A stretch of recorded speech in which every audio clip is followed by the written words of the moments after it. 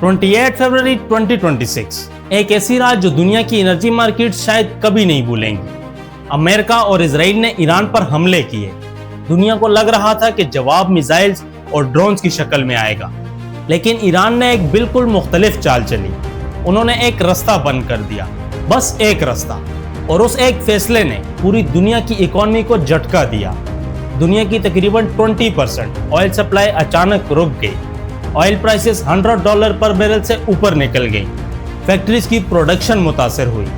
Governments emergency meetings में चली गईं और तकरीबन 2000 कार्गो और ऑयल टैंकर समंदर में फंस कर रह गए। ये कहानी है उस तंग समुद्री गुजरगाह की जहां से दुनिया की एनर्जी सिक्योरिटी का बहुत बड़ा हिस्सा गुजरता है। आज बात करते हैं स्ट्रेट ऑफ हॉर्मूज की। सबसे पहले जियोग्राफी समझते हैं। स्ट्रेट ऑफ हॉर्मूज एक तंग समुद्री रास्ता है। एक तरफ ईरान है और दूसरी तरफ ओमान। इसकी कुल चौड़ाई सिर्फ 33 किलोमीटर है। इसके अंदर 2 शिपिंग लेन्स मौजूद हैं, एक आने वाले जहाजों के लिए और एक जाने वालों के लिए, और हर लेन सिर्फ 3 किलोमीटर चौड़ी है। यानी दुनिया की एनर्जी सप्लाई का बहुत बड़ा हिस्सा इस छोटी सी जगह पर डिपेंड करता है। जंग से पहले हर महीने तकरीबन 3000 जहाज इस स्ट्रेट से गुजरते थे। रोजाना औसतन 138 शिप्स, इनमें से आधे से ज्यादा ऑयल और गैस टैंकर्स होते थे जो क्रूड ऑयल और एलएनजी दुनिया भर तक पहुंचा रहे होते थे। फिर 28 फरवरी के बाद सब कुछ बदल गया। 7 मार्च को स्ट्रेट ऑफ हॉर्मूज से सिर्फ एक कमर्शियल शिप गुजरा।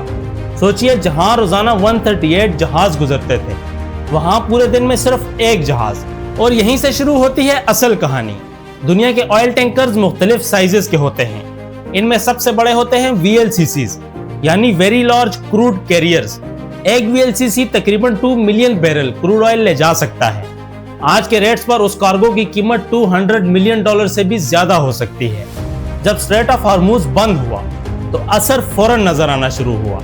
लॉयड्स लिस्ट इंटेलिजेंस के मुताबिक मुख्तलिफ औकात में करीब 200 international oil tankers Persian gulf के अंदर फंस गए। कुछ पोर्ट्स पर खड़े थे, कुछ एंकरेज पर रुक गए और कुछ समंदर में धीमी रफ्तार से चक्कर लगा रहे थे क्योंकि आगे रास्ता बंद था। इनमें 60 VLCCs भी शामिल थे, यानी दुनिया की कंप्लाइंट VLCC फ्लीट का लगभग 8%। लेकिन ये सिर्फ इब्तिदा थी। अप्रैल तक हालात मजीद खराब हो गए। अल जजीरा के मुताबिक स्ट्रैंडेड वेजल्स की तादाद 2000 तक पहुंच गई। 8 अप्रैल के सीज फायर के वक्त भी मेरीन ट्रैफिक के डेटा ने दिखाया कि गल्फ के अंदर 426 ऑयल टैंकर्स, 34 LPG कैरियर्स और 19 LNG वेसल्स अभी तक अटके हुए थे और फिर भी मसला खत्म नहीं हुआ। 15 जून के डेटा के मुताबिक आज भी 118 टैंकर्स पर्शियन गल्फ में मौजूद हैं जो डील के बाद बाहर निकलने का इंतजार कर रहे हैं। अब यह समझना जरूरी है कि स्ट्रेट ऑफ हॉर्मूज सिर्फ एक शिपिंग लेन नहीं थी, ये पूरे गल्फ रीजन की इकोनॉमिक लाइफलाइन थी। इंटरनेशनल एनर्जी एजेंसी और विजुअल कैपिटलिस्ट के डेटा के मुताबिक हॉर्मूज से गुजरने वाले क्रूड ऑयल में सऊदी अरेबिया का हिस्सा 37% था, इराक का 23%, यूएई का 13%, ईरान का 10.6% और कुवैत का 10%। यानी सिर्फ 5 मुल्क मिलकर हॉर्मूज से गुजरने वाले क्रूड ऑयल का 93% सप्लाई कर रहे थे। और याद रखिए, हॉर्मूज खुद दुनिया की तकरीबन 25% सीबोर्न ऑयल ट्रेड कैरी करता था। मतलब दुनिया की ऑयल सप्लाई का बहुत बड़ा हिस्सा सिर्फ इन चंद मुल्कों और इस एक रास्ते पर डिपेंड करता था। सबसे बड़ी मुश्किल ये थी कि इराक, कुवैत, कतर, बहरीन और ईरान के पास कोई मीनिंगफुल अल्टरनेटिव रूट मौजूद नहीं था। सऊदी अरेबिया के पास ईस्ट वेस्ट पाइपलाइन जरूर है, लेकिन उसकी कैपेसिटी भी महदूद है। यानी हॉर्मूज बंद हो तो पूरे रीजन की एक्सपोर्ट्स बुरी तरह मुतासर होती हैं। जंग से पहले रोजाना 20 मिलियन बैरल क्रूड ऑयल और पेट्रोलियम प्रोडक्ट्स इस स्ट्रेट से गुजरते थे। ये दुनिया की 25% सीबोर्न ऑयल ट्रेड और तकरीबन 20% टोटल ग्लोबल ऑयल कंजम्पशन के बराबर था। इसमें 14.7 मिलियन बैरल क्रूड ऑयल और 4.8 मिलियन बैरल रिफाइंड प्रोडक्ट शामिल थे और ये तेल ज्यादातर एशिया जाता था। 84% एक्सपोर्ट्स एशिया की तरफ रवाना होते थे। चाइना और इंडिया अकेले 44% एब्जॉर्ब करते थे। जापान और साउथ कोरिया भी इस सप्लाई पर बहुत हद तक डिपेंड करते थे। अमेरिका का हिस्सा सिर्फ 2% था। फिर जंग के बाद सप्लाई चेन टूट गई। गोल्डमैन सैक्स के मुताबिक production losses 11 million barrel per day तक पहुंच गए और पीक पर 17 मिलियन बैरल पर डे के करीब देखे गए।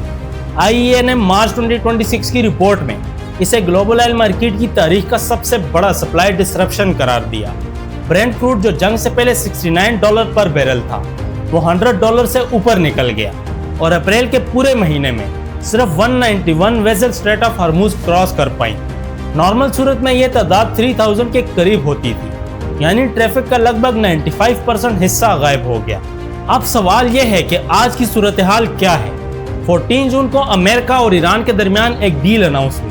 कुछ लोगों को लगा कि क्राइसिस खत्म हो गया है, लेकिन ग्राउंड रियलिटीज कुछ और थी। डील के बाद पहले 2 दिनों में सिर्फ 4 AIS transmitting vessel straight cross कर पाई, सिर्फ 4, जहां normal average 138 ships per day थी। ब्रेंट क्रूड कुछ नीचे जरूर आया, लेकिन मार्केट अभी भी पूरी तरह नॉर्मल नहीं हुई। केपलर के एनालिस्ट के मुताबिक डील की मुकम्मल इम्प्लीमेंटेशन के 30 दिन बाद भी ट्रैफिक प्री वॉर लेवल के सिर्फ आधे तक पहुंच सकती है। और एक और बड़ा मसला भी मौजूद है। अमेरिका का कहना है कि स्ट्रेट में सी माइंस बिछा दी गई है, जो क्लियर करने में महीनों लग सकते हैं। और जब तक कैप्टन्स और इंश्योरेंस कंपनीज मुतमईन नहीं होती, शिपिंग कंपनीज वापस आने में हिचकिचाएंगी। और सबसे अहम सवाल, अगर हॉर्मुज कल पूरी तरह खुल भी जाए तो क्या दुनिया फौरन नॉर्मल हो जाएगी? जवाब है नहीं होगी। PBS, AP, वॉशिंगटन टाइम्स सबके सब एक बात पर एग्री कर रहे हैं, you can't just flip a switch. सबसे पहले फंसे हुए 118 टैंकर्स को निकलना होगा, फिर बंद ऑयल फील्ड्स को रिस्टार्ट करना होगा, रिफाइनरीज को रिपेयर करना होगा और डिसरप्टेड सप्लाई चेन को दोबारा सिंक्रोनाइज करना होगा। कुछ मुल्क जल्दी रिकवर कर सकते हैं, लेकिन इराक जैसे मुल्कों के लिए रिकवरी का सफर बहुत लंबा हो सकता है। इसीलिए एक्सपर्ट्स का कहना है कि ऑयल सप्लाई को नॉर्मलाइज होने में महीने लगेंगे और कुछ केसेस में पूरा साल भी लग सकता है। और प्राइसेस, उनके असरात 2026 के आखिर तक महसूस किए जा सकते हैं। जर्मनी के बुंडेसबैंक के हेड ने सिर्फ 3 वर्ड्स में कहा, इट विल टेक मंथ्स। तो यह थी एक रास्ते की कहानी, सिर्फ 33 किलोमीटर का समुद्री रास्ता, रोजाना 138 जहाज, 20 मिलियन बैरल ऑयल और दुनिया की इकोनॉमी का बहुत बड़ा हिस्सा। फिर एक रात आई और वो सब रुक गया। हजारों जहाज फंस गए, ऑयल $100 पर बैरल से ऊपर चला गया और दुनिया को एहसास हुआ कि कभी कभी पूरी ग्लोबल इकोनॉमी की सांस सिर्फ एक तंग समुद्री गुजरगाह पर टिकी होती है। 33 किलोमीटर का रास्ता और उसके बंद होते ही पूरी दुनिया ने सांस रोक ली। लेकिन कहानी अभी खत्म नहीं हुई। आज 17 जून को भी स्ट्रेट ऑफ हॉर्मुज पूरी तरह नॉर्मल नहीं हो सका। लाइव ट्रैकिंग डेटा के मुताबिक कमर्शियल ट्रैफिक अभी भी लगभग रुक चुकी है। जहां आम दिनों में दर्जनों जहाज गुजरते थे, वहां आज गुजरने वालों की तादाद ना के बराबर है। ब्रेंट क्रूड अभी भी $79.52 पर बैरल के करीब ट्रेड कर रहा है। केपलर के एनालिस्ट के मुताबिक डील के बाद भी रिकवरी धीमी रहेगी और अगले 30 दिनों में ट्रैफिक सिर्फ प्री वॉर लेवल के 50% तक पहुंचने का इम्कान है। इस वक्त भी 118 टैंकर्स पर्शियन गल्फ में अटके हुए हैं और अगर सी माइंस वाकई मौजूद हैं, जैसा कि अमेरिका का दावा है, तो उन्हें साफ करने में 6 महीने लग सकते हैं। यानी डील हो जाना एक बात है, लेकिन शिपिंग को दोबारा भरोसा हासिल करना बिल्कुल अलग चैलेंज है। अगर आपको ये वीडियो इन्फॉर्मेटिव लगी तो इसे लाइक, शेयर और सब्सक्राइब जरूर करें। Thanks for watching, see you in the next one.